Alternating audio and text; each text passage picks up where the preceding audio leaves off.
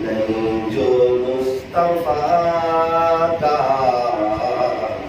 تمہارا ہو نہیں سکتا، نہیں جو مصطفیٰ کا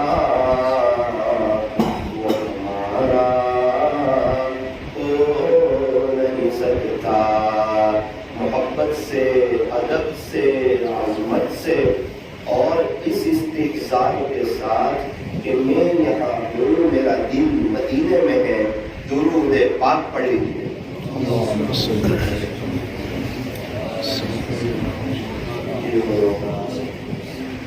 اللہ تبارک و تعالی ہمارے شریف پڑھنے کو قبول فرمائے، اللہ ہمارے بیٹھنے اور جمع ہونے کو قبول فرمائے، اور اللہ پاک ہمیں موت تک کثرت سے، ادب سے، عظمت سے درود شریف پڑھتے رہنے کی توفیق اور سعادت نصیب فرمائے۔ اللہ ہمیں سچا اور پکا عاشق رسول بنائے۔ عاشق رسول کیسے بنیں گے؟ یوں فرمایا کہ ہمیں چاہیے کہ ہم چلتے پھرتے، اٹھتے بیٹھتے درود شریف پڑھیں، یہ پہلا کام کریں۔ دوسرا کام کیا کریں؟ فرمایا ہمیں ہمارے نبی کی جتنی سنتوں کے بارے میں معلوم ہے استحضار کے ساتھ اس پر عمل شروع کرتے ہیں۔ تیسرا کام کیا کریں؟ کہ جو سنتیں معلوم نہیں ہیں اسے سیکھ کر کرنا شروع کر دیں۔ اور چوتھا اہم کام کیا ہے؟ فرمایا جو لوگ مسجد سے دور ہیں، اللہ کے دین سے دور ہیں، ان کی زندگی کے اندر اللہ کا دین آ جائے، اس کی کوشش کریں، کیونکہ یہ نبی والی فکر ہے، یہ نبی والا غم ہے، یہ نبی والا درد ہے، اور یہ نبی والی اڑن ہے۔ یوں فرمایا کان النبی صلی اللہ علیہ وسلم دائم الذکر والفکر، اللہ کے رسول صلی اللہ علیہ وسلم ہمیشہ ذکر میں رہتے تھے اور فکر میں رہتے تھے۔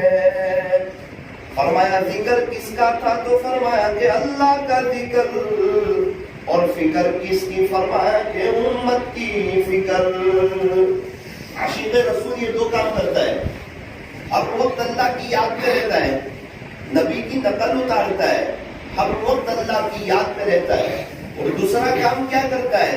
تو امت کی فکر اس کے سینے کے اندر ہوتی ہے، امت کی فکر ہوتی ہے، امت کا درد ہوتا ہے، اور امت کی فکر میں اور امت کے درد میں وہ اڑتا ہے، اور تہجد میں اٹھ کر اپنے اللہ کے سامنے، اپنے خالق کے سامنے، اپنے مالک کے سامنے، اپنے پالنہار کے سامنے روتا ہے، اور محلے میں اور علاقے میں کوئی بے نمازی نہ رہے اس کی کوشش کرتا ہے۔ نبی والی فکر بہت بڑی بات ہے۔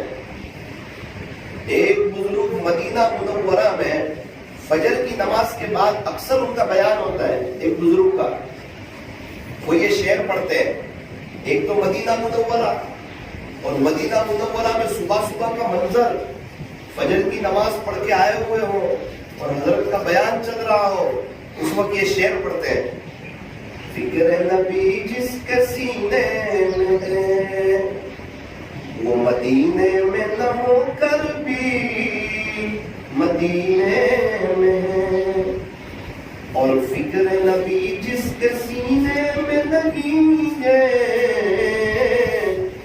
وہ مدینے میں ہو کر بھی مدینے میں نہیں ہے۔ فرمایا نبی والی فکر ہے اور سچا امت کا درد ہے اور حضور کے طریقوں پر چلتا ہے، تو چاہے مدینہ منورہ سے جتنا دور ہو ہمارے نبی کے قریب ہے۔ اور اگر زندگی میں سنت طریقے نہیں، امت کی فکر نہیں، چاہے حضور علیہ السلام کی جالی کے پاس پوری زندگی گزار دے، لیکن وہ نبی کے قریب ہو کر بھی نبی سے دور ہے۔ اللہ تبارک و تعالی ہمیں صحیح معنوں میں عاشق رسول بنائے۔ مدینہ منورہ میں فجر کی نماز کے بعد ایک عجیب بہار ہوتی ہے۔ کیا بہار ہوتی ہے؟ لوگ مسجد قباء کی طرف جا رہے ہوتے ہیں، لوگ احد پہاڑ کی طرف جا رہے ہوتے ہیں، ایک بڑا طبقہ مسجد قبلتین کی طرف جا رہا ہوتا ہے، ایک بڑا طبقہ مختلف قسم کی جہاں زیارات ہے وہاں جا رہا ہوتا ہے. کوئی مسجد اجابہ جا رہا ہے, کوئی مسجد غمامہ جا رہا ہے, کوئی مسجد جمعہ جا رہا ہے, اور ہر طرف ٹیکسی والے اعلان کر رہے ہیں کہ کلو زیارہ 10 ریال, کلو زیارہ 10 ریال, کلو زیارہ 10 ریال. بھائی آپ ہماری ٹیکسی میں بیٹھ جاؤ, 10 ریال ہوں گے, صرف انڈیا کے 200 روپے بنتے ہیں, 10 ریال ہوں گے. ہم آپ کو سب سے پہلے مسجد قباء لے جائیں گے, وہاں آپ 2 رکعت نماز پڑھنا, پھر ہم آپ کو مسجد قبلتین لے جائیں گے, اور راستے میں مختلف قسم کی زیارت آئے گی وہ آپ کو کرائیں گے, اور پھر ہم آپ کو احد پہاڑ پر لے جائیں گے, اور پھر آپ جو ہے وہاں بھی اگر نفل ادا کرنا چاہے تو کر سکتے ہو. اور ایک تو مدینہ منورہ کی سرزمین, اور مدینہ منورہ میں جب صبح نمودار ہوتی ہے, صبح کا منظر اللہ اکبر کبیرہ. مجھے وہ وقت یاد آتا ہے جب لاسٹ میں پڑھائی کے لیے گیا ہوا تھا مدینہ منورہ. اللہ پاک نے جو مجھے کمرہ عطا فرمایا تھا, باری کھولتا تھا تو گنبد خضرا نظر آتا, اور اس وقت کا جو منظر تھا, چونکہ ایک طرف میرا پلنگ لگا ہوا تھا اور سامنے کی طرف کافی ٹیبل تھا, تو جب پلنگ سے میں باہر دیکھتا تھا باری میں تو مدینہ منورہ کا فضائی منظر نظر آتا تھا, اور کافی ٹیبل کے پاس جا کر جب میں باہر دیکھتا تھا تو گنبد خضرا نظر آتا تھا. لوگ صلاۃ و سلام پڑھ کے باہر نکل رہے ہوتے تھے, آقا کو سلام کر کے باہر نکل رہے ہوتے تھے. کبھی آسمان کی طرف دیکھتا, کبھی گنبد خضرا کی طرف دیکھتا, کبھی جو عاشق لوگ, پروانے لوگ جو باہر آ رہے ہوتے کبھی ان کی طرف دیکھتا. اور مسجد نبوی جب ختم ہوتی ہے تو ایک دور دور پہاڑ نظر آتے ہیں, وہ منظر دیکھتا.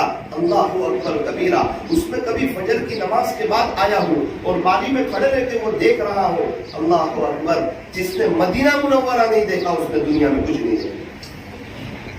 کسی کو شاعر نے کہا یہ صبح مدینہ یہ شام مدینہ, یہ صبح مدینہ یہ شام مدینہ, بڑا لطف دیتا ہے نام مدینہ.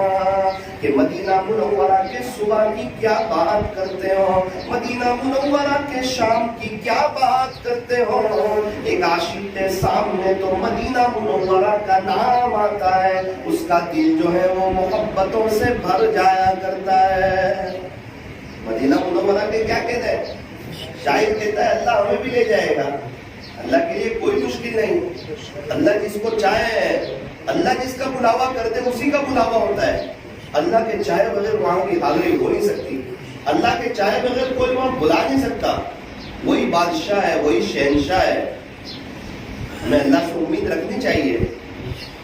شاعر نے اس کو کہا ساحل سے لگے گا کبھی میرا بھی سفینہ.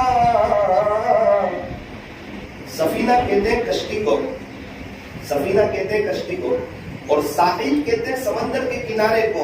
جدہ میں جو سمندر کا کنارہ ہے اس کو ساحل کہتے ہیں. تو شاعر یہ امید رکھتا ہے کہ جو جہاز کشتی جو سمندر کے راستے سے جدہ کی طرف جاتے ہیں, انشاءاللہ ایک وقت وہ ہوگا میں بھی اس جہاز میں بیٹھا ہوں گا, اور یہ عشق و مستی کا سفر ہوگا. اور جب جدہ جب نظر آتا ہے اور یہ اعلان ہوتا ہے ارے لوگوں جدہ آ چکا ہے, کیونکہ 10 دن سے 12 دن سے 14 دن سے 7 دن سے لوگ جہاز کے اندر ہوتے ہیں, میقات کو پار کر چکے ہوتے ہیں, اور جہاز میں کئی دفعہ چاروں طرف پانی نظر آتا ہے, دوسرا کچھ نظر نہیں آتا. اور پورے جہاز سے جب یہ فضا بلند ہوتی ہے وہ لبیک پڑھتے ہیں. آپ لوگ بھی میرے ساتھ پڑھیں, کیسے پڑھتے ہیں؟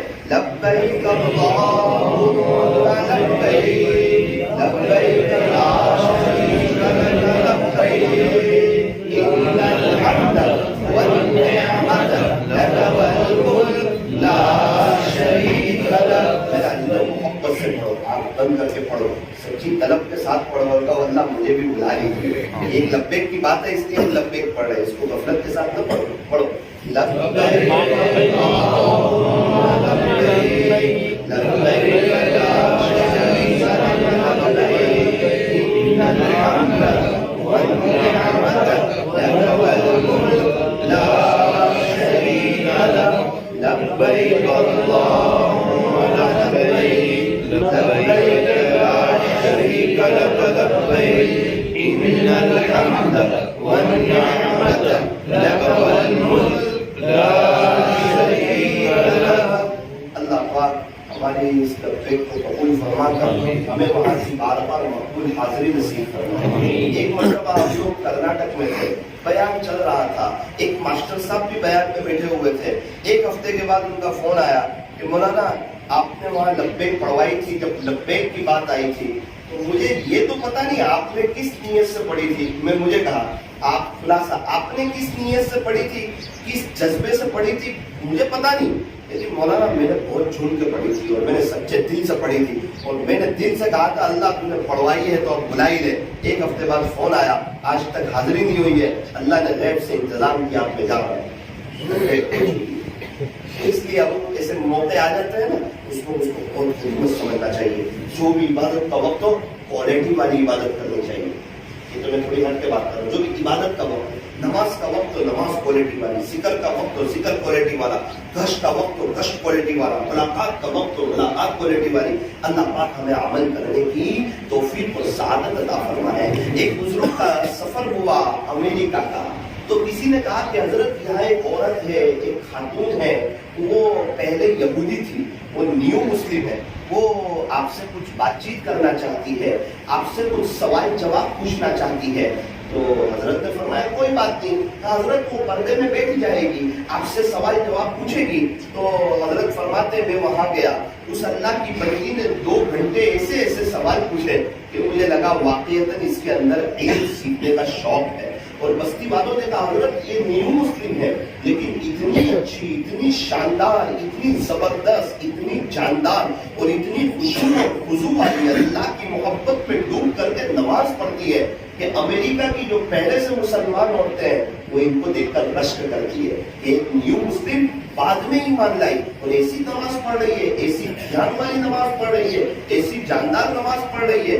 حضرت فرماتے ہیں وہ 2 گھنٹے تک مجھے سوال پوچھتی رہی. 2 گھنٹے کے بعد میں نے بھی ایک سوال پوچھ لیا. میں نے کہا میری بہن تو یہودی تھی, ایک وقت تھا, اور یہودی لوگ تو مسلمانوں کے بڑے دشمن ہوتے ہیں, مخالف ہوتے ہیں. تیری زندگی میں وہ کون سی گھڑی آئی جب تیرے دین کی دنیا بدلی اور تو اللہ کی طرف. حضرت کی تو خلاصہ بڑی انٹرسٹنگ داستان ہے. حضرت یہودی بھی مسلمانوں کے دشمن, عیسائی بھی مسلمانوں کے دشمن.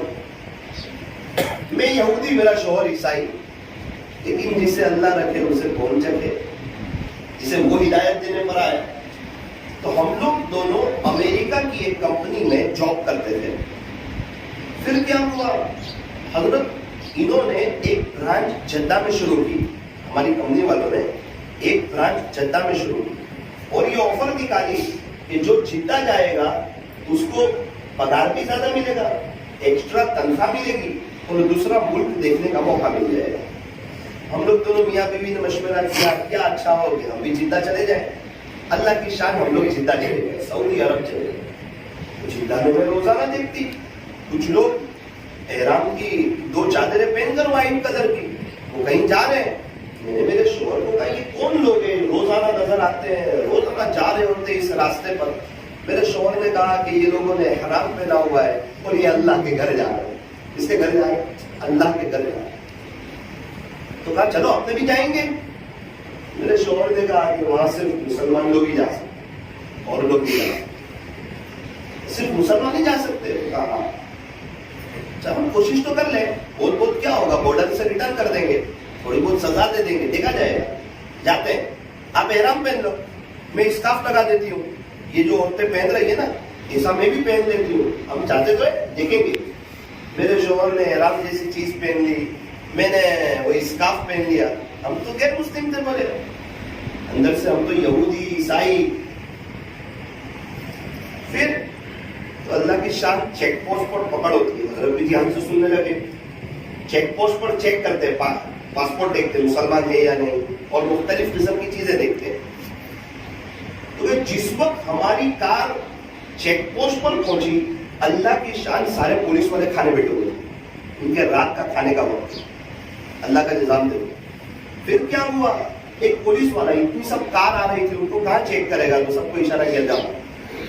ہم بھی آگے نکل گئے, مکہ مکرمہ میں آئے, کہیں بیت اللہ نظر نہیں آیا. کسی کو پوچھا اللہ کا گھر کہاں ہے یہاں؟ تو کہا کہ یہاں حرم شریف میں آپ اندر جاؤ, ایک جگہ ہے وہاں بیت اللہ شریف ہے, اللہ کا گھر ہے. تو اب حرم شریف کے دروازے پر 100 سے زیادہ دروازے ہیں, ہر دروازے پر 2 سے 3 سیکورٹی گارڈ کھڑے ہوتے ہیں, اور کوئی غلط ارادے سے آئے تو وہ پکڑا جاتا ہے, اللہ کا نظام ہے. پھر بولے ہم وہاں سے اندر چلے گئے, سیکورٹی گارڈ نے بھی کچھ نہیں پوچھا, ہم اندر چلے گئے. جاتے جاتے جاتے حضرت جب اللہ کے گھر پر نظر پڑی, میں نے جب ایسے دیکھا, میرے شوہر نے ایسے دیکھا, پھر ہمارے آنکھ میں آنسو آ گئے, اور ہم لوگ دونوں میاں بیوی نے بات کی, حق مل چکا ہے, حق بات سمجھ میں آ چکی ہے, اب دیر کس بات کی. حضرت ہم کو کسی نے کلمہ نہیں پڑھایا, ہم نے ڈائریکٹ اللہ کے گھر کو دیکھ کر کلمہ. حضرت یہ دن تھا جب دن کی دنیا بدلی. اے دوست جب ایام بھلے آتے ہیں, گات ملنے کی وہ خود ہی بتلاتے ہیں. جب ایام بھلے آتے ہیں تو اللہ کا کیسے بننا وہ اللہ ہی بتا دے. تڑپ ہو, درد ہو, کوشش ہو. حضرت ہم کو کسی نے کلمہ نہیں پڑھایا, ہم کو کسی نے کلمہ نہیں پڑھایا. بیت اللہ شریف کو دیکھ کر ہم نے ہم آپ اندازہ لگائیں, ایک غیر مسلم بیت اللہ شریف کو دیکھ کر وہ کلمہ پڑھ لیتا ہے, تو ایک ایمان والا, اپنے دل پر محنت کرنے والا, اگر وہ سچے دل سے بیت اللہ شریف کو دیکھے گا تو کیا اس کی دل کی دنیا نہیں بدلے گی؟ جذبہ ہو, شوق ہو اللہ کے گھر میں جانے کا. ایک بزرگ, ان دنوں کراؤڈ کم ہوتا تھا, بڑی بڑی بلڈنگیں بھی نہیں تھی, بیت اللہ شریف کے قریب حضرت کا خیمہ لگا ہوا تھا.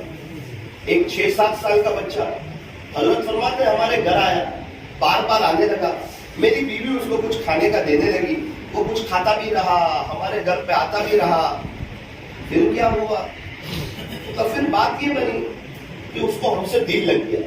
ان کے یہاں غربت تھی, اس کے پاس گرمی بہت ہوتی ہے سعودی عرب میں, کچھ گھر والوں نے کچھ کپڑے اس کو دلا دیے. جب اپنے ملک جانے کی باری آئی, حضرت فرماتے ہیں میری بیوی نے اور ہم نے اس کو کہا کہ آپ جو ہے ہمارے ساتھ ہمارے ملک چلیے. اچھا ملک جائیں گے؟ تو کہا وہاں کیا ہوگا؟ کہا وہاں گرمی بھی کم ہوگی, کپڑے اچھے ملیں گے, وقت پر کھانا ملے گا, کھانے کا ٹینشن نہیں, روٹی کا ٹینشن نہیں, اور چیزوں کا ٹینشن نہیں. اچھا ایسا ہے؟ بولے ہاں. اللہ اکبر. اس چھوٹے سے بچے نے ایک سوال پوچھا. سوال یہ پوچھا کہ اماں جان وہاں سب ملے گا؟ کہا سب ملے گا. اس چھوٹے سے بچے نے بیت اللہ شریف کی طرف اشارہ کیا. اماں جان آپ کے ملک میں یہ بھی ہوگا؟ ہم تو ایک دم شرمندہ ہو گئے.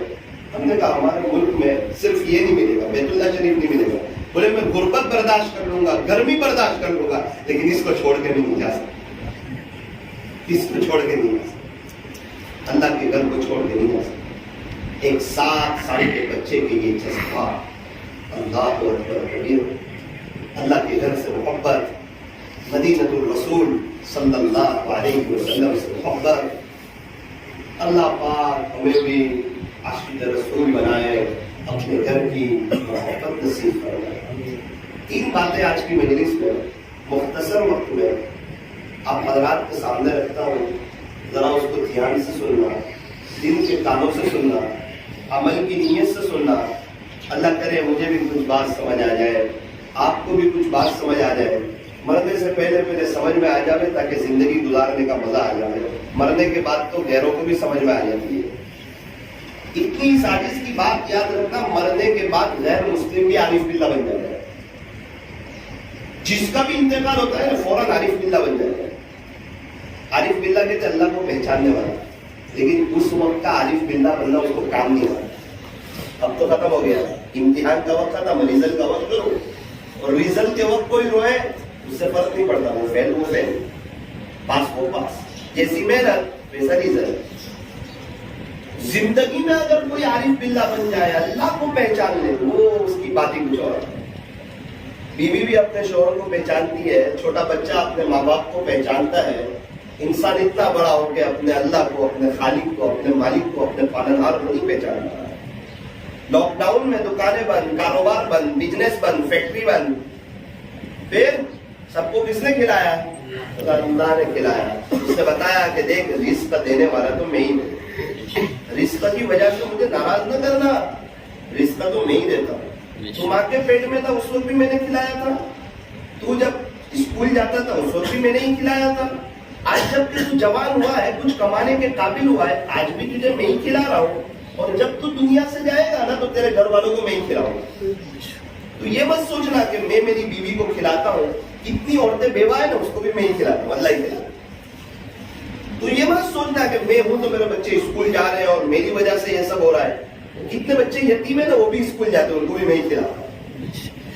نظام تو میں ہی چلا رہا ہوں, ذریعہ کسی کو بھی بنا دوں.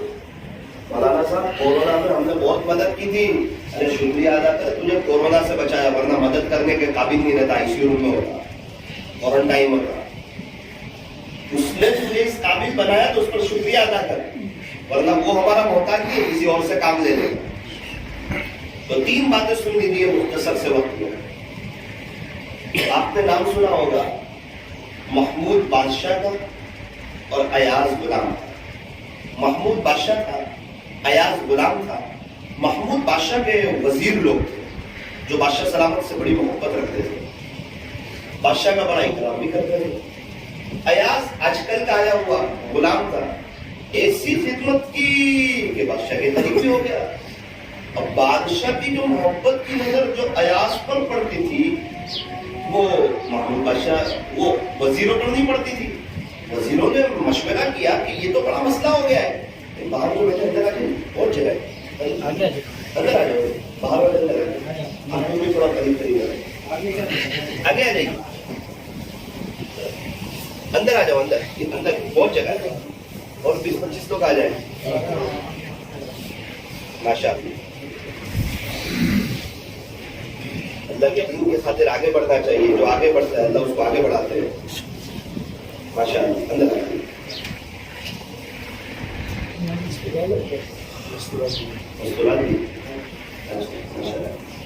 تو دیکھو محمود بادشاہ, ایاز غلام, وزیروں نے مشورہ کیا کہ بادشاہ کی جو محبت کی نظر ایاز غلام پر پڑتی ہے وہ ہم پر نہیں پڑتی ہے. بات کیا ہے, وجہ کیا ہے, کچھ بات سمجھ میں نہیں آ رہی ہے.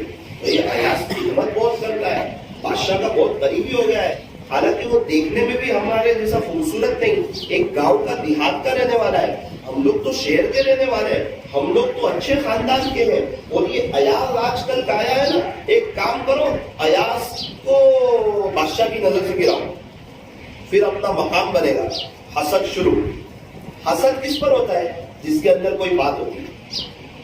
باہر اسی کی بات ہوتی ہے جس کے اندر کوئی بات ہوتی ہے. پوری دنیا میں کس کا چرچا ہو رہا ہے؟ مسلمانوں. خزانے کی تعریف ہوتی ہے, سب کی نظر کہاں ہوتی ہے؟ خزانے پر, جہاں کچھ خزانہ ہو. اور مسلمانوں میں بھی زیادہ کس کا چرچا ہوتا ہے؟ سمجھ میں نہیں آتا. یہ لوگ بہت اللہ کے دین کی محنت کر رہے ہیں, یہاں جاتے ہیں, اس کو سمجھاتے ہیں, اس کو سمجھاتے ہیں, اور سب لوگ اللہ کی طرف آ رہے ہیں. زندگیاں چینج ہو رہی ہے, نوجوانوں کے سروں پر ٹوپی آ رہی ہے, چہرے پر داڑھی آ رہی ہے. یہ صرف زبان کے نہیں, سچے عاشق کے رسول ہیں. یہ صرف زبان سے نعرہ نہیں لگاتے کہ خواجہ کا دامن نہیں چھوڑیں گے. خواجہ صاحب جو کرتے تھے وہ یہ کرتے ہیں, خواجہ کی نقل اتارتے ہیں. یہ خواجہ کے سچے دیوانے یہ لوگ ہیں. وہ خواجہ صاحب سفر کر کے ہندوستان آئے اور سفر کر کے بنگال گئے. یہ بھی اللہ کے دین کے خاطر سفر کرتے ہیں تاکہ اللہ کا دین زندہ ہو جائے. یہ تو اب عمل کرتے ہیں, کام کرتے ہیں. اور جس کے ساتھ حسد ہوتا ہے, اگر وہ صبر کرتا رہے اللہ اس کو بڑے اونچے مقام پر لے جائے. اگر وہ دین کی محنت کر رہا ہے, حسد ہو رہا ہے. یوسف علیہ السلام جب بادشاہ بنے تو ان کو بادشاہت تک لے جانے والی جو چیز ذریعہ بنی وہ بھائیوں کا حسد بنا. حسد ہوا, اسی وجہ سے کنویں میں ڈالے گئے, سارا واقعہ پیش آیا, اور اسی کی برکت سے بادشاہ بنے. باہر کس کی بات ہوتی ہے تو کہا جس کے اندر کوئی بات ہوتی ہے. فضول آدمی کی بات بار ہوتی ہے, جس کے اندر کوئی بات نہ ہو اس کی کیا بات ہوگی. اس لیے باہر اگر بات ہوتی ہے تو گھبرانے کا نہیں, گھبرانے کا نہیں. اس کی غیبت کرنے کی تو کہا نہیں, وہ تو ہمیں اللہ کے سامنے رلا رہا ہے, وہ تو ہمیں اللہ کا تعلق مل جائے اس کی کوشش کر رہا ہے. اللہ پاک ہمیں صحیح سمجھ عطا فرمائے. اب یہ وزیر لوگ آئے بادشاہ کے پاس, محمود بادشاہ کے پاس. بادشاہ سلامت, ایاز ہے نا, ایاز ہمیں چور معلوم ہوتا ہے. اچھا, ایاز تو بہت خدمت کرتا ہے, یہ چور ہے. اچھا, اس کی ایک تجوری ہے, یہ صبح شام تجوری کھولتا ہے اور کچھ اندر دیکھتا ہے, ایسا لگتا ہے کچھ ہیرے موتی رکھتا ہے اندر, آپ کے خزانے سے چوری کرتا ہے. یہ تو آپ کا قریبی ہے, کوئی اس کو بول بھی نہیں سکتا. روز صبح شام جاتا ہے اور اس کی چابی کسی کو دیتا بھی نہیں ہے. اچھا ایاز, جی بادشاہ سلامت, آپ کے پاس تجوری ہے؟ جی ہے. روزانہ صبح شام تجوری کھولتے ہو؟ جی کھولتا ہوں. تجوری کی چابی کسی کو نہیں دیتے ہو؟ جی بادشاہ سلامت کسی کو نہیں دیتا ہوں. جتنی بات انہوں نے کی سب استحابی پر آیا, تجوری کی چابی لاؤ. بادشاہ کا آرڈر تھا, دیکھی جتنے حسد کرنے والے تھے سب کو کہا اس کی تجوری میں جو بھی ہو لے کے آ جاؤ. گئے, تجوری کا دروازہ کھولا, پھر اس میں سے کیا نکلا؟ ایک پھٹا جس کرتا, پھٹا پرانا تیبند اور ایک لوٹا. اس قسم کی 3 چیز نکلی. وہ شرمندہ ہوئے, وہ اعتراض کر رہے, تعجب میں لے کر آئے بادشاہ کے سامنے. بادشاہ نے کہا یاس یہی 3 چیز ہے, اس کے علاوہ کچھ ہے ہیرے موتی؟ وہ بھی نہیں ہے. پوری کباڑ دیکھ لی؟ بولے ہاں. کیا ہے؟ یہ 3 چیز ہے. ایاز یہ ایسی چیز تو ہے نہیں جس کو کھول کر دیکھا جائے صبح شام, پھر آپ کیوں دیکھتے ہو؟ بادشاہ سلامت میں صبح شام میں جاتا ہوں, تجوری کھولتا ہوں اور یہ چیزیں دیکھتا ہوں اور اپنے آپ کو کہتا ہوں کہ دیکھ تیری تو یہ اوقات تھی, تو یہ پہن کے آیا تھا بادشاہ کے دربار میں, اور آج ان کی برکت سے تیری عزت ہے اور تیری شان و شوکت ہے, اور ان کی برکت سے آج تم نے اچھا لباس پہنا ہوا ہے اور تیرا ایک مقام ہے, تو اللہ نے ان کو ذریعہ بنایا ہے. تو میں یہ صبح شام دیکھتا ہوں نا تو آپ کی محبت میرے دل میں اور بڑھ جاتی ہے. میں اپنی اوقات یاد کرتا ہوں, اپنی اوقات بھولتا نہیں. بادشاہ نے, محمود بادشاہ نے فرمایا اس کا خلاصہ, دیکھو اس کے لیے میں اس سے زیادہ محبت, اسی لیے کہا انسان تو بھی اپنی اوقات نہ بھول. ایک ناپاک قطرے سے تجھے بنایا ہے, تیرے پیٹ میں گندگی ہے, 3-4 دفعہ تجھے باتھ روم میں لے جا کر تجھے تیری اوقات یاد دلاتا ہے, دیکھ تیرے پیٹ میں کیا بنا ہوا ہے. اور تیرا انتقال ہوگا نا تو لوگ تیری قبر پر مٹی ڈال کر ہاتھ بھی اسی جگہ جاڑ دیں گے, اس وقت تجھے تیری اوقات کا اندازہ ہو جائے گا. لوگ کیا کہیں گے, لوگ کیا کہیں گے, اس کی وجہ سے شادی میں فضول خرچی نہ کرنا. سب کو خوش کر کے اللہ کو ناراض مت کر دینا, ورنہ 2 مہینے کے بعد تیری بیٹی کے فون آئیں گے, امی سسرال میں تکلیف ہے. اور اللہ کو خوش کرے گا تو اس کے بچے اولیاء جیسے ہوں گے انشاءاللہ. اس لیے اللہ کو ناراض کرنے والا کوئی کام نہ کرنا. لیکن وہ حسد کہاں روک سکتا تھا؟ انہوں نے کہا یار اس کو تو گرائیں گے اللہ کی نظر, بادشاہ کی نظر سے, محمود بادشاہ کی نظر سے. ایک بزرگ فرماتے ہیں کہ ایاز اپنے جو بادشاہ ہے اس کو اس کی محبت بڑھ جائے اس کے لیے اپنی پرانی چیزیں یاد کرتا تھا. اے انسان تو بھی تو یاد کر, ایک وقت تھا جب تو چھوٹا تھا, جب تیرے گھر کے کیا حالات تھے, ایک انڈے میں 2-3 بھائی بہن بیٹھ کے کھاتے تھے, کسی غربت کے عالم تھے, اور آج دیکھ اللہ نے تجھے کتنا نوازا ہوا ہے. تجھے چاہیے کہ تو بھی اس پر اللہ کا شکریہ ادا کر. واپس آئے وزیر لوگ کچھ مدت کے بعد, بادشاہ کا دربار لگا ہوا ہے, سب کو جمع کیا, وزیروں کو, ایاز کو. تو بادشاہ نے ایک پھل منگوایا. ایاز کے بارے میں کچھ نہ کچھ بات کرتے رہتے تھے. ایاز بادشاہ کی نظر سے گریز کی, ایک پھل منگوایا, ایک چیڑی کاٹی بادشاہ نے, وزیر کو دی. اس نے جو دانت پہ رکھی نا, بادشاہ سلامت کی اتنی کڑوی اس کو کھائی نہیں سکتی, یہ نہیں کھائی جا سکتی, معذرت چاہتی. دوسرے کو بات کو کھا لے, بادشاہ نہیں کھا سکتا. تیسرے کو کہا تو کھا لے، بادشاہ بہت کڑوی ہے، بہت کڑوی ہے. سب کو ہوتے ہوتے آخر میں ایاز بیٹھا تھا. ایاز عجیب بادشاہ سلام کھا لے چیری. وہ جو جھوم کے مزے لے جو پوری چیری کھا لی. بولنے کا بادشاہ یہ لوگ سب دیکھنے لگے جیسا پاگل جیسا معلوم ہوتا ہے، اتنی کڑوی چیری کھا لی. ایاز تو نے یہ کڑوا نہیں ہے پھل؟ بادشاہ سلامت کڑوا تو بہت تھا، تو تو مزے لے لے کر کھا رہا تھا. جس بادشاہ کے ہاتھوں روزانہ میٹھی چیز کھاتے ہو، ایک آدھ کڑوی مل جائے اس کو بھی شکر سے کھا لینا ہے. اللہ اکبر کبیرہ. ایک بزرگ فرماتے کتنا بڑا سبق سکھایا.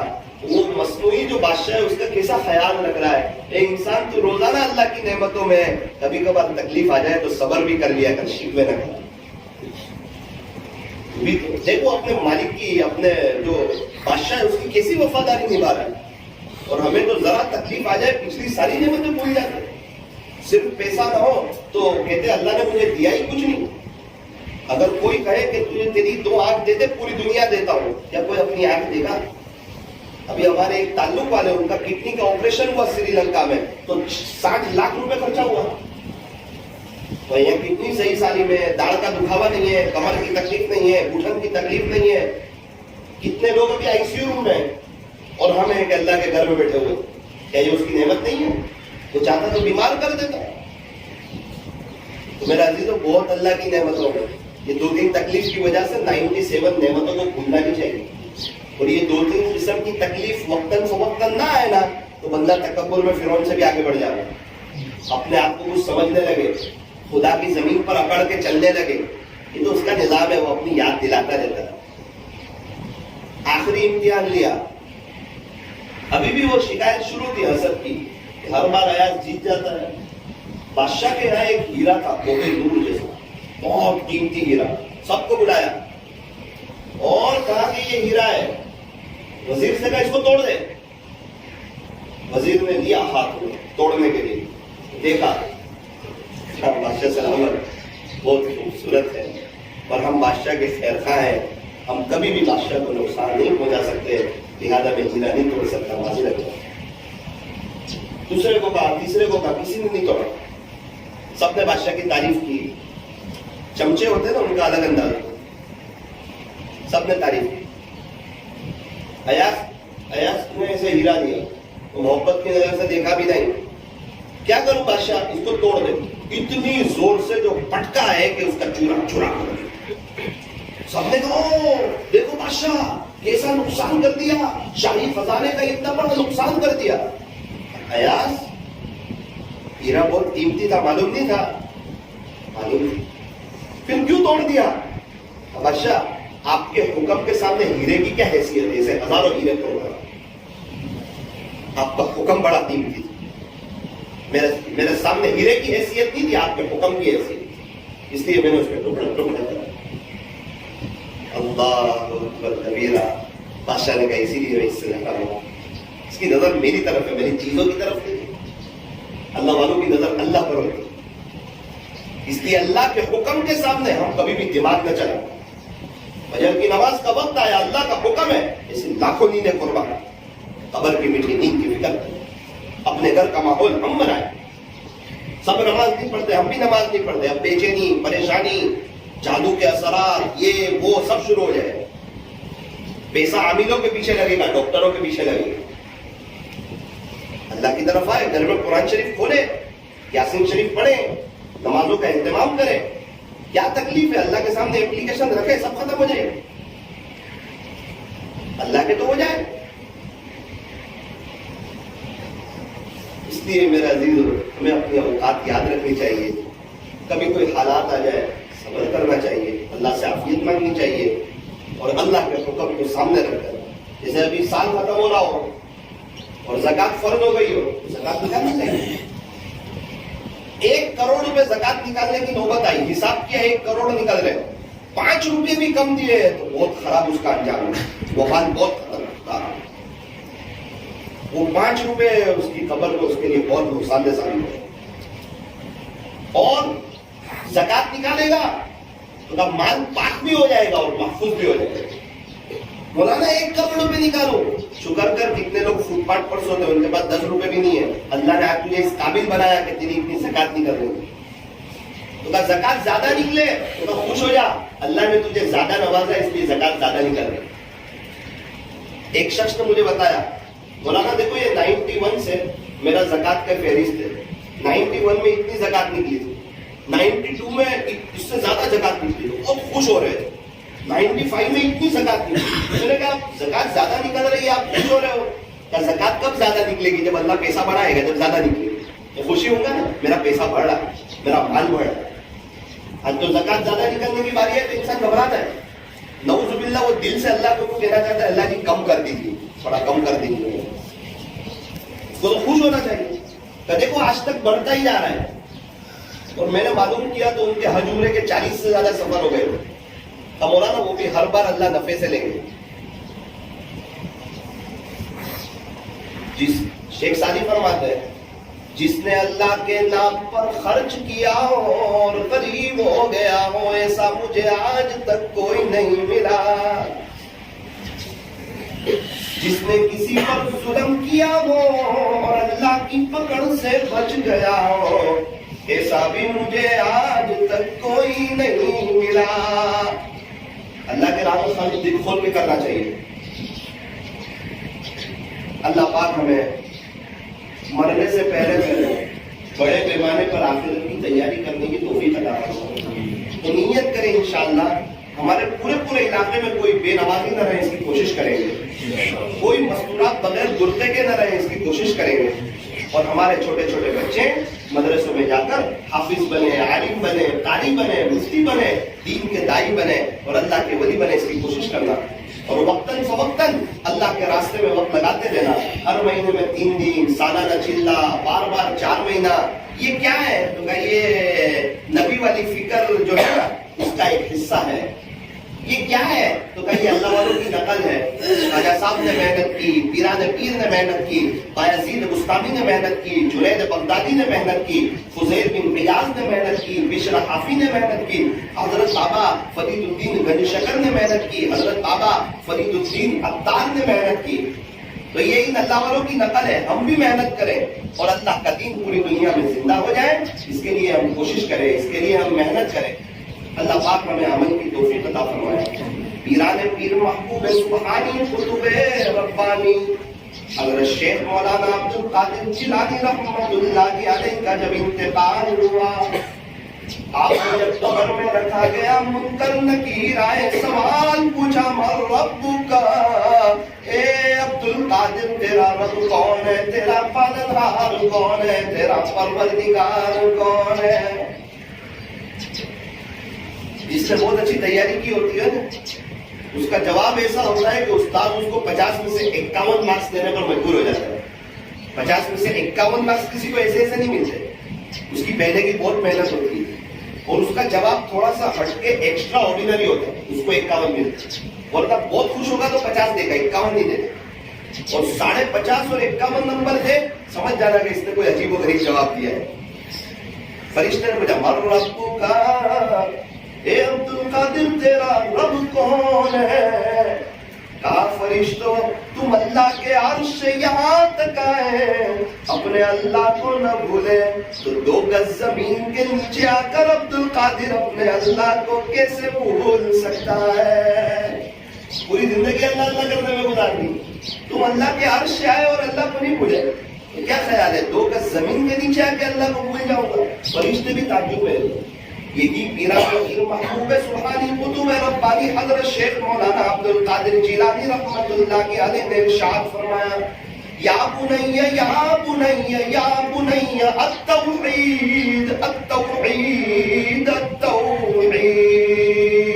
اے میرے بچوں, اے میرے پیارے بیٹو, اے میرے جگر پارو, توحید کے دامن کو مضبوطی سے थामना। और एक बात समझ लेना कि काम बनाने वाले अल्लाह, बिगड़ी बनाने वाले अल्लाह, सारी दुनिया का निजाम चलाने वाले अल्लाह, वही मालिक है, वही खालिक है, वही पालनहार है। ख्वाजा साहब के रब भी वही है, हमारे नबी के रब भी वही है, और हमारे रब भी वही है। नबियों की उसी रब ने मदद की, वलियों की उसी रब ने मदद की। तू भी अल्लाह के पास आ जाना, उसके खजाने में कोई कमी नहीं है, और वो किसी का मोहताज नहीं है, उसको किसी की सुनवाई की जरूरत नहीं है, और उस तक बात पहुंचाने के लिए कोई किसी की चेक लगाने की जरूरत नहीं है। अरे तू फोन पे अमेरिका डायरेक्ट बात करता है, अल्लाह तो शहर से ज्यादा करीब है, वो भी तेरी डायरेक्ट सुनेगा। और अगर तूने कहीं से मन्नत मांगी, किसी और के पास गया, याद रखना आज तक पछताया है, काम बिगड़े हैं, 2 की बजाय 4 काम हो गए हैं, अभी तक की जिंदगी तल्ख और कड़वी हो गई है। तू कयामत तक, तू तेरी मौत तक जितनों के पास अल्लाह के अलावा किसी को हाजत रवा समझ कर जाएगा, आगे की तेरी जिंदगी तल्ख हो जाएगी, बेचैनी के साथ गुजरेगी, परेशानियों के साथ गुजरेगी। औरों के दरबार से क्यों मन्नतें मांगता है इकबाल, वो कौन सा काम है जो होता नहीं तेरे परवरदिगार से।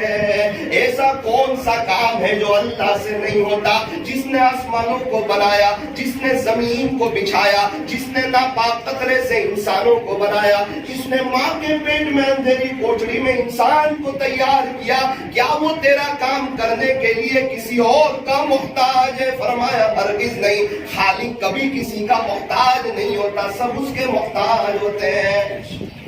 ख्वाजा साहब ने यही सिखाया था अपने मुरीदों को, अल्लाह ही से मांगना। पीराने पीर ने भी यही सिखाया, अल्लाह ही से मांगना।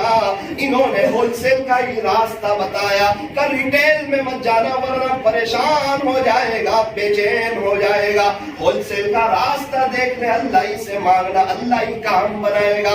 अल्लाह के अलावा अगर किसी को हाजत रवा समझेगा, अल्लाह के अलावा अगर किसी को मुश्किल कुशा समझेगा, किताबों में लिखा है कि शबे बारात में भी उसकी मग़फ़िरत नहीं होगी। हमारे होते हुए हमारी बीवी किसी और को देखे, ये हमें बर्दाश्त नहीं। अल्लाह के होते हुए बंदा किसी और के सामने हाथ फैलाए, किसी और के सामने पेशानी झुकाए, ये खुदा को भी बर्दाश्त नहीं। ला इलाहा इल्लल्लाह, अल्लाह के अलावा कोई इबादत के लायक नहीं, कोई हाजत रवा नहीं, कोई मुश्किल कुशा नहीं। अल्लाह पाक हमें सही समझ अता फरमाए और आखिरत को सामने रख करके जिंदगी गुजारने की तौफीक अता फरमाए। आप उठाइए दुआ करें।